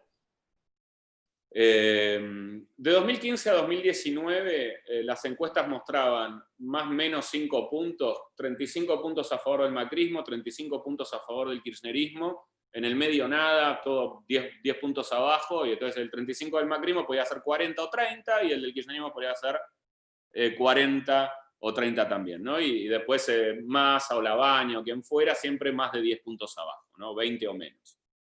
En verdad 15 o menos. Sí. Cuando se anuncia la fórmula y cuando se anuncia el frente electoral, por primera vez en 4 años esa inercia se rompe, ¿no? E inmediatamente tanto Macri como Alberto, en vez de medir 35 más menos 5, pasan a medir 40 más menos 5. ¿Sí? Entonces la disputa de repente crece. La elección del año pasado fue la más polarizada desde el 83. ¿Sí? En 2015 yo me reía porque hablaban de polarización. Pero la primera vuelta, muy poco polarizada, 70% de polarización. ¿La primera vuelta o las PASO? Las PASO fue la primera vuelta fue todavía mucho más polarizada. La primera vuelta fue una polarización del 88%. Sí, casi la del 2015 fue 37-34, fue el 71%. O sea, muchísimo más polarizado, ¿no? O sea, creció 10 puntos la polarización. Nosotros pensábamos, yo pensaba en verdad, había otros que eran más optimistas que yo, a mí me gusta ser pesimista en las campañas, que el escenario iba a ser más gradual, que se iba a ir creciendo de a poco. Y habíamos definido, veíamos que cuando se anuncia la fórmula teníamos 40% de intención de voto, e identificamos un público objetivo de 15 puntos, ¿sí? A los que teníamos que hablarles, de 15% de la población a la que teníamos que hablarles, lo caracterizamos, y de los cuales la mitad, más o menos, eran permeables a nuestro voto. Es decir, creíamos que íbamos a sumar entre 7 y 10 puntos más de 40. Eso era lo que estaba en junio en la planificación, en nuestra planificación. Entonces, bueno, el mensaje fue mucho más fuerte, todo lo que se podía acumular en octubre, además después eso se confirma, se acumula en agosto. Ahora, lo que no esperaba es que la campaña de Cambiemos fuera tan mala en las PASO. Fue muy mala campaña, o sea, se hicieron una campaña sobre obras públicas en un país con una economía hecha pelota, a nadie le importa el Metrobús cuando tiene miedo de perder el trabajo, cuando no llega a fin de mes o cuando tiene hambre, ¿no? En cambio, después de las primarias, radicalizan su discurso en términos ideológicos, deja de hacer una campaña de reafirmación de gestión como fue la de agosto y pasa a hacer una campaña de reafirmación de identidad política, ¿no?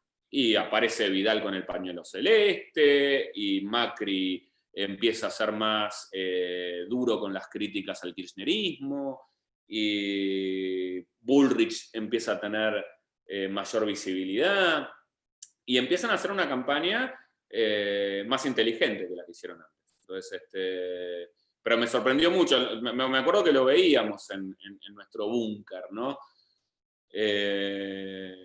Que de pronto ellos se enfrascaban en discusiones económicas con nosotros, y decían, esta gente, tío, no hay manera de que el gobierno pueda dar una discusión económica en esta campaña y le vaya bien. No importa lo que digan, porque la percepción era contundentemente negativa del votante indeciso sobre la gestión de Macri en economía. Podían dudar respecto de la identidad valorativa, de la ideología, ¿no? Porque existían en esos indecisos muchos votantes profundamente antiperonistas, por ejemplo, o cuyo rechazo a ciertas cuestiones como género, como seguridad, como distintos aspectos de la política, de la oferta electoral del actual oficialismo, les parecían muy, muy negativas y necesitaban, en todo caso, que alguien las representara. Eso Macri no lo decidió hacer hasta el resultado de agosto.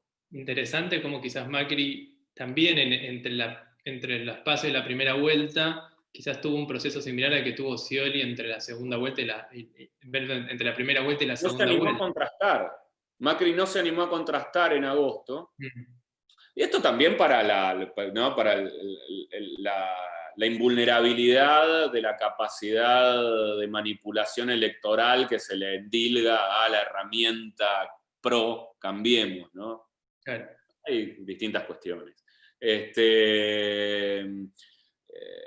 Para mí fue una muy mala estrategia la que ellos hicieron en agosto. y básicamente es eso, ¿no? Sí. No se jugó a favor de una polarización que era inevitable. No la supo ver. Y después la vio, cuando la vio ya era demasiado tarde. Ya era tarde. Bueno, Juan, por Yo mi creo que parte... hubiera perdido la elección de cualquier manera. A ver, hay un indicador interesante, que es cada vez que la pobreza crece en la Argentina, el oficialismo pierde. Y eso se cumple del 83 para acá. Y eso también es un buen estímulo para que los gobiernos orienten un poquito cuál es el sentido de sus políticas, ¿no? Digamos, se viene cumpliendo siempre. Así que eso hay que seguirlo tanto como el trabajo que hacen los creativos, los consultores y los equipos. Sí, ver la figura completa y no solamente el spot. Sí. Por mi parte, Juan, creo que cubrimos un montón de áreas. Noelí, no sé si estamos para hacer preguntas de los que están acá observando. Sí. Si nos estuvieron enviando preguntas, vamos a hacer algunas. Nos preguntan desde Venezuela, y como para que vean que tenemos gente de todos lados. Desde Venezuela, ¿el consultor en comunicación política debe ser siempre neutral, trabajar para cualquier cliente sin importar su ideología, o puede o debe trabajar solo para clientes afines a su propia ideología personal? El debe, no sé, a mí no me... Yo prefiero no trabajar si no tengo una afinidad política. La realidad es que me resulta muy difícil. Y creo que se puede tener afinidad política y mantener una distancia respecto de ser capaz de ver lo que funciona mal en una oferta política. Ahora, no hago un juicio ético por quienes no lo ven de esa manera, ¿no? En Argentina, puntualmente, que los partidos tradicionales tienen cierta resistencia al rol del consultor, ¿no? O hay toda una narrativa en contra de la consultoría, como la consultoría en competencia con la política, cuando no debe ser una competencia, ¿no? El equipo político y el asesoramiento externo, sino tiene que ser una colaboración. Muchas veces, digamos, se piensa que en todos los lugares es igual, y en general en muchas democracias del mundo los consultores están bastante asociados con determinado color político. Estados Unidos, sin duda, ¿no? Los consultores no son de los demócratas y de los republicanos.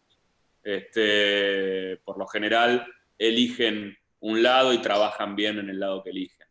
Y tiene que ver con sus identidades personales. Yo creo que eso funciona, creo que eso es positivo. Bien, empezaron a llegar un montón de preguntas, así que si pierdo alguna les pido disculpas.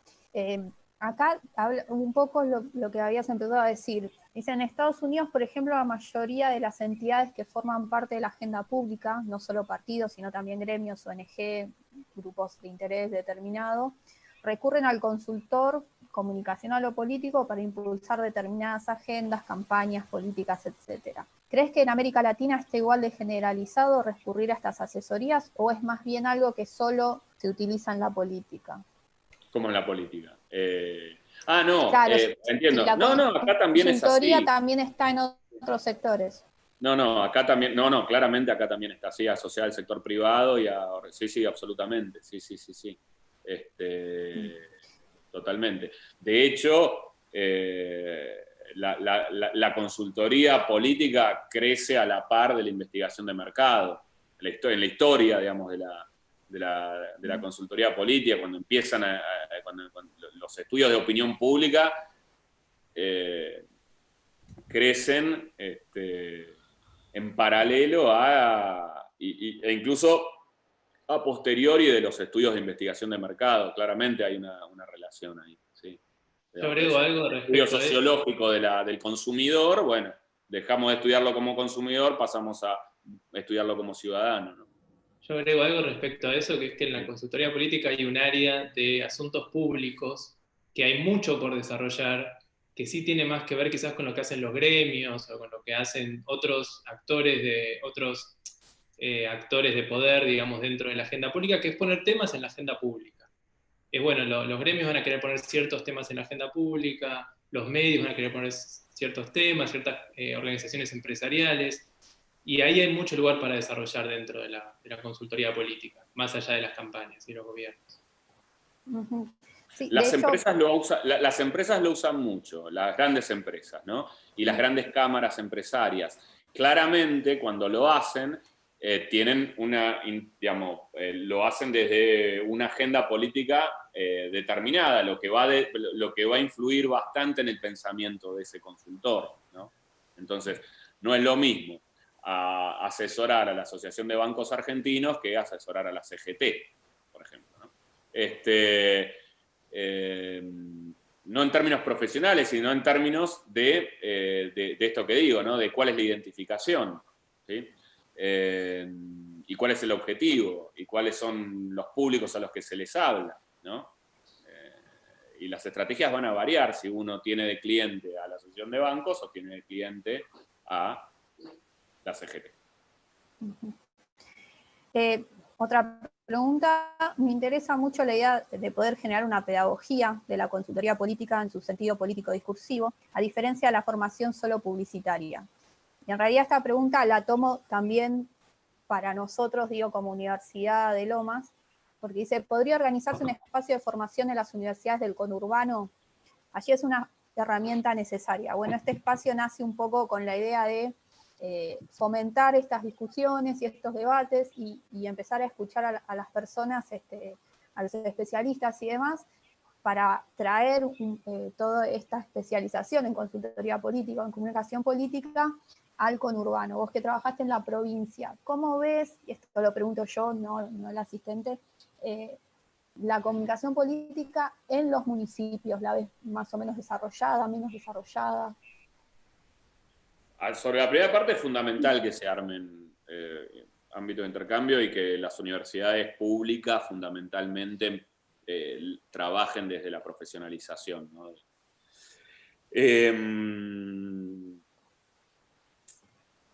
En cuanto a los municipios, sí, lo que trajo aparejado la derrota de Scioli y la victoria de Macri de 2015 fue para muchos un redescubrimiento, ¿no?, de la necesidad de invertir tiempo, recursos y personas a profesionalizar las comunicaciones de gobierno y las comunicaciones de los proyectos políticos. En algunos casos se quedaron muy en maquillaje, ¿no? En pensar que todo pasaba por tener un buen CM, armar lindos videitos y tener una identidad marcaria y tenía una aproximación a la comunicación política bastante superficial. Si uno hace eso y si uno cree que puede modificar su estrategia de comunicación política sin modificar su estrategia política, va a ser un maquillaje que muchos resultados no va a tener. En muchos casos lo que se ve es eso, ¿no? Es los mismos instrumentos de siempre con un diseño gráfico más lindo. Pero bueno, por lo menos hay un interés en acercarse al tema, ¿no? En algunos casos con más desconfianza, en otros casos más. Las preguntan también, la comunicación es necesaria en la política, pero ¿qué importa más?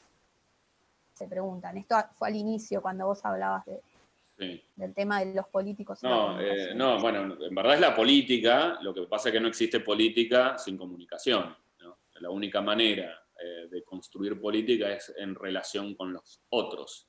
La relación con los otros es comunicación, aunque puede ser verbal, no verbal, puede ser de distintas formas, ¿no? Pero básicamente, entendiendo a la comunicación como la actividad humana por excelencia, ¿no? Que es básicamente nuestra habilidad de relacionamiento, el intercambio de información para relacionarnos, ¿no? No existe política sin eso. Exactamente. Desde Chile nos preguntan, tomando en cuenta lo desordenada que es la política y el frenesí de la misma, ¿qué tan complejo sea por factores internos o externos mantener la línea estratégica que se está buscando posicionar sin que ésta se desmorone. ¿Cómo se concilia el planteamiento estratégico en la interna y cómo desde lo metodológico comienza a replantear una estrategia en pleno proceso eleccionario? Bueno, básicamente cuando uno arma una estrategia tiene que ser capaz de interpretar quiénes son los que tienen que ser capaces de, quiénes tienen que llevarla adelante, ¿no? Entonces uno tiene que definir un mapa, ¿no?, de trabajo, que es básicamente quiénes tienen que ejecutar esta estrategia. Y en base a eso es que a la hora de planificarla tiene que tener en cuenta la opinión y la manera en que ellos lo van a ser capaces. Independientemente de lo que uno vea en un focus group, independientemente de lo que uno quiera hacer en base al análisis político, tiene que hacer un trabajo de análisis táctico respecto de cuáles son los recursos con los que se cuenta. Y después hay un monitoreo permanente, ¿no? Las estrategias son dinámicas por definición y uno tiene que ser capaz de estar reinterpretándolas y redefiniéndolas a todo momento. Entonces, planificación, escucha, ¿no?, organización y después monitoreo.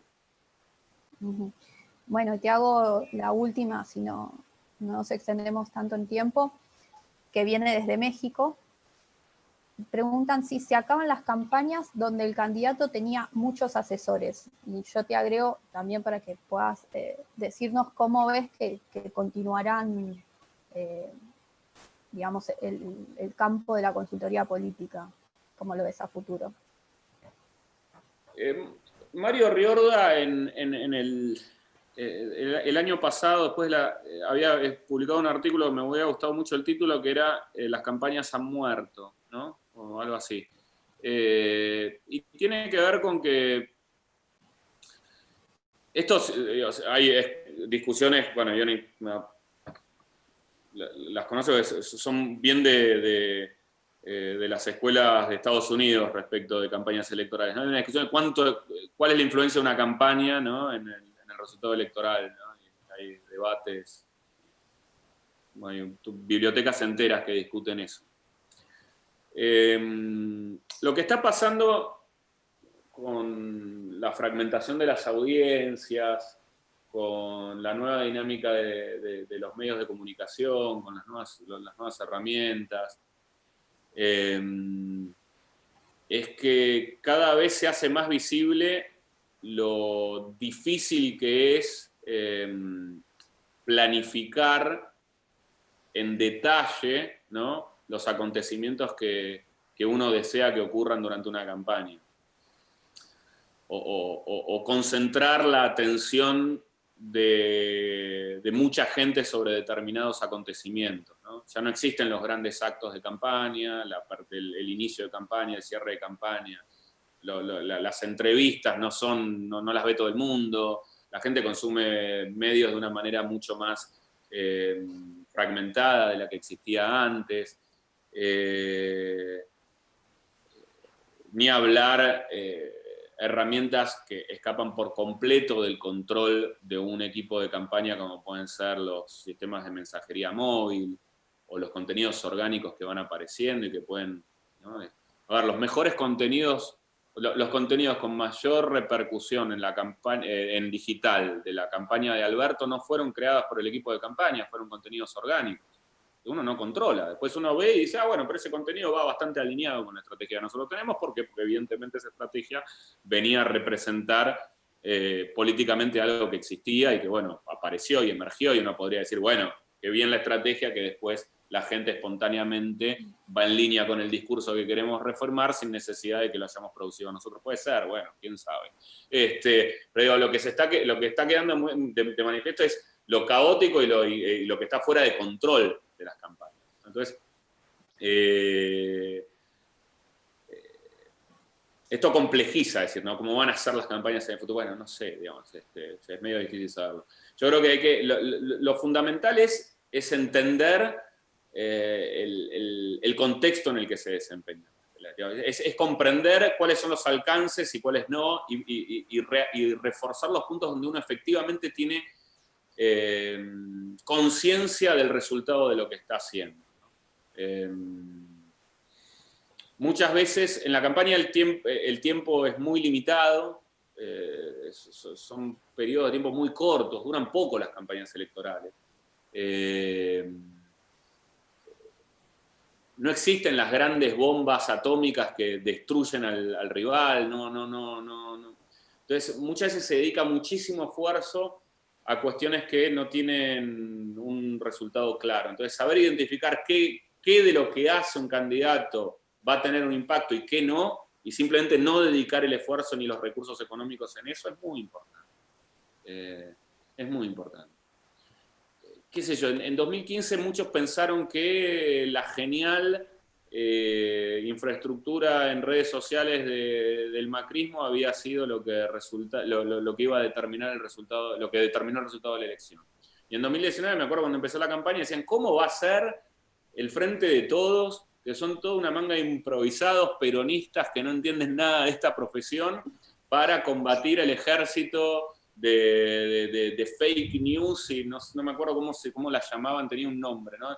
De unidades celulares de WhatsApp, no sé, un montón de palabras que habían inventado neologismos para describir lo buena que iba a ser la campaña que comandaba Marcos Peña, y después salió 48-32 en las primarias esa campaña, ¿no? Entonces, ¿y en qué influyó toda esa energía e inversión que puso Cambiemos en eso? No lo sé, tendría que preguntárselo a la gente que hizo la campaña de Cambiemos.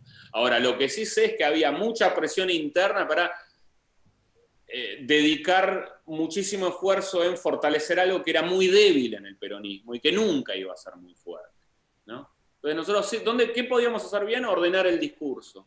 Que todos los dirigentes relevantes dijeran las cosas que la gente quería que se discutieran. Y no que se desviaran en discusiones que no tenían sentido. Entonces, de repente saber jerarquizar dónde había que poner el esfuerzo era importante, ¿no? Yo creo que hay una relación... Cada vez va a ser mayor, ¿no? Es decir, para el debate que dio Scioli contra Macri, yo me acuerdo que yo lo preparé para ese debate y se perdía una enorme cantidad de tiempo en tratar de encontrar las 4 frases que fueran capaces de noquear al rival en un debate. No existe el noqueo de un rival en un debate político. La audiencia suele reafirmar lo que pensaba antes. Y los que los que veían bien a Alberto y que ya tenían buena imagen de Alberto, evaluaron que Alberto ganó el debate, y los que tenían buena imagen de Macri, evaluaron que Macri ganó el debate. Y lo mismo pasó 4 años antes. Y cuando uno medía la intención de voto el día antes y el día después del debate, no variaba demasiado, ¿no? Entonces, economizar recursos, economizar esfuerzos, saber ordenar, saber jerarquizar, y actuar donde se puede, y donde no, lo que no tiene solución no es un problema. Ioni, ¿querías decir algo vos antes? No, antes quería acotar que para mí hay una relación inversamente proporcional entre mientras más ruido, más plata en producción, más plata en eventos, es porque hay menor contenido, y menor contenido político, y menor contenido comunicacional, digamos. Una campaña que realmente tiene una buena estrategia, tiene un buen aparato político detrás, tiene buen contenido de campaña y está bien hecha y una cohesión importante adentro, no necesita spots de millones de dólares que ya no existen, no necesita grandes eventos y grandes bombas comunicacionales, sino que de a poco, como Juan decía, que era su planificación, que al final no fue así, pero en planificación iban a ir subiendo de a poco, son campañas que van ganando terreno y terminan ganando la elección y llegan al día de la elección en su mejor momento. Bueno, ese era mi aporte. Llegar al día de la elección en su mejor momento es una gran definición, ¿no?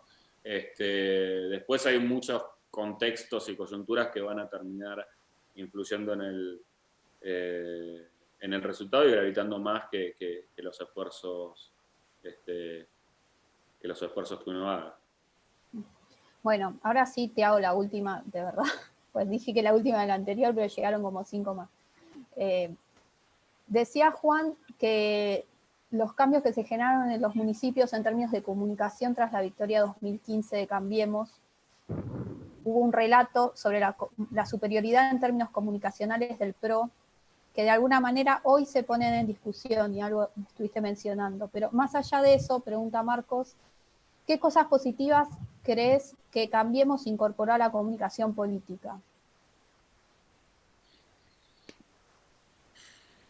Bueno, yo sí considero que fue positivo en 2015 que de repente el peronismo, que era muy reacio a mirar que existían herramientas de contacto nuevas con la gente, ¿no? Dijeran, bueno, mirá, esto existe.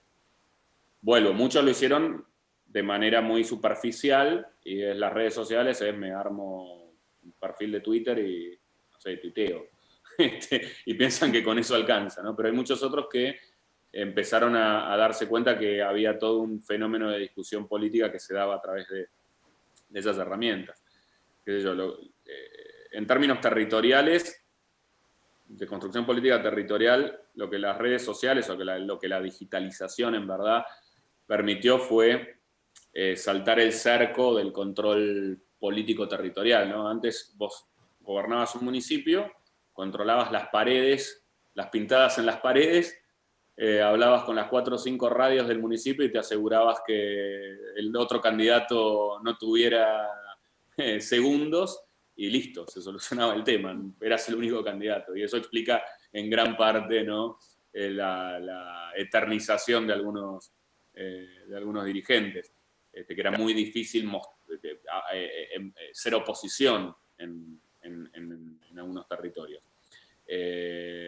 La publicidad digital, y no estoy diciendo algo que sea necesariamente positivo, porque eso implica plata, no es una mayor democratización, sino en todo caso es poder económico, lo que hace es poner en crisis eso, ¿no? Ya no me alcanza con tener mi tropa de pintadas para impedir que aparezca el nombre del candidato rival en el paredón del municipio. Ahora necesito también tener recursos puestos en publicidad digital, y no puedo impedir que el otro aparezca. Pero bueno, abrir los ojos respecto de que hay unas herramientas, eso es positivo. Después, qué sé yo creo que es muy difícil evaluar la comunicación de Cambiemos porque hubo mucha metacomunicación por parte de Cambiemos, ¿no? Uno lo escuchaba en los primeros meses de gobierno, Marcos Peña diciendo, no, nosotros venimos a comunicar de una manera totalmente diferente, los medios tradicionales ya no tienen peso, para nosotros todo es la interacción. Ahora, si vos le sacabas durante 3 meses el apoyo de los medios de comunicación dominantes al gobierno de Macri, el resultado electoral no hubiera sido, no era solo Facebook y Twitter, no era tan así. También era Clarín, también era La Nación, también eran distintos medios de comunicación que activamente dedicaban más tiempo a criticar al gobierno anterior que a hablar del gobierno que se estaba llevando adelante en ese momento. Entonces es medio difícil evaluar qué de la comunicación de Cambiemos es verdad y qué simplemente es una enunciación para construir un mito de modernidad que no sé qué tan así será. Bueno, yo de mi parte agradecer a Ioni, como siempre, seguro nos volvemos a encontrar en algunos días. Y a Juan, muchas gracias por todas las definiciones. Acá en el chat están todos también teniendo palabras de agradecimiento para vos. Aprovecho los últimos segundos de atención de todos para invitarlos el próximo martes a las 16. Vamos a estar haciendo la presentación del libro de Natalia Arubete y Ernesto Calvo, Fake News, Trolls y otros encantos, que se los súper recomiendo. Así que si nos siguen en redes sociales van a encontrar cómo anotarse y todo. Pero bueno, dejamos el cierre para Ioni y para Juan. Bueno, yo quería agradecer a Juan muy rápido por esta hora y 1000 minutos que nos dedicó con atención y con claridad y con agudeza. Así que bueno, te agradezco muchísimo, espero les haya parecido interesante a todos. Y bueno, seguimos en contacto. Y gracias a vos, Juan, y a tu familia que se debe estar portando bien en tu casa, que te dejan elaborar en el libro. Como padre separado, hoy entregué al niño en cuarentena después de varios días de intensidad, así que estoy tranquilo. Bueno, muchísimas gracias. La verdad que esto es fundamental, me parece que que hay que hablar de esto, que hay que tratar de desmitificar de qué se trata esta profesión, pero al mismo tiempo hay que darle visibilidad. y hay que tratar de aceitar la relación entre política y asesoramiento externo, que yo creo que es necesario, es positivo, y bien hecho fortalece el debate democrático. Bueno, muchas gracias a todos y nos vemos la próxima, ¿sí? Saludos. Gracias. Hasta luego.